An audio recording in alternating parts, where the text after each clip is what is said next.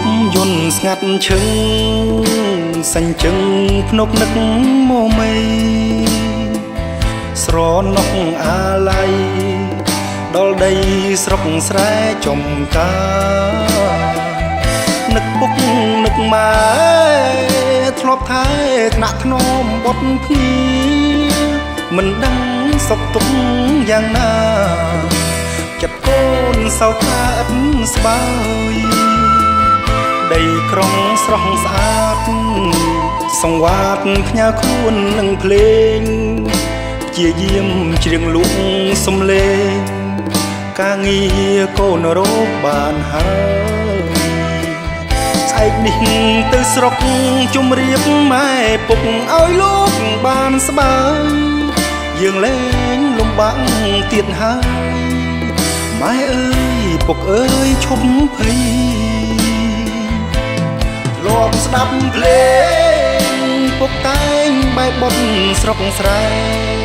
ធ្លាប់គេងកោយលើភ្លៅម៉ែបំពេកូនរាល់រាត្រីឥឡូវកូនធំដោយគុណទឹកដោះម៉ែថ្លៃសូមលោកទាំងពីរកុំភ័យកូនសុំធានារក្សាពុកអើយម៉ែអើយបទនេះកូនច្រៀងជូនស្ដាប់បទភ្លេងទំនុកសាស័ព្ទ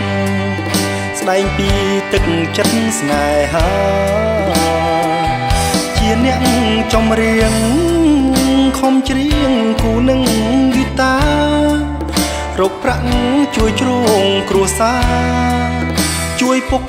ជួយម៉ែឲ្យស្បើយ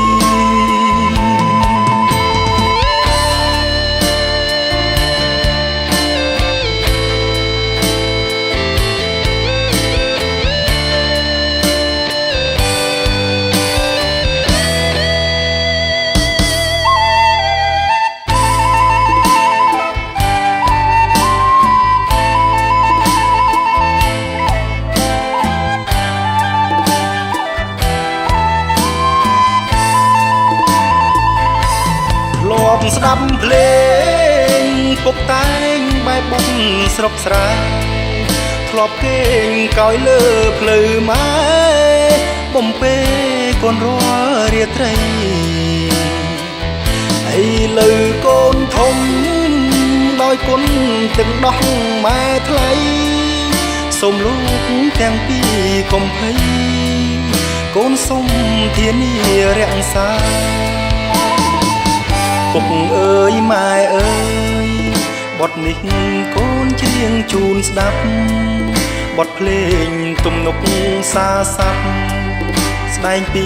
ទឹកចិត្តស្នេហាជាអ្នកចម្រៀងខំច្រៀងគូនឹងហ្គីតារកប្រាក់ជួយជ្រងគ្រួសារជួយពុកជួយម៉ែឲ្យស្បើយ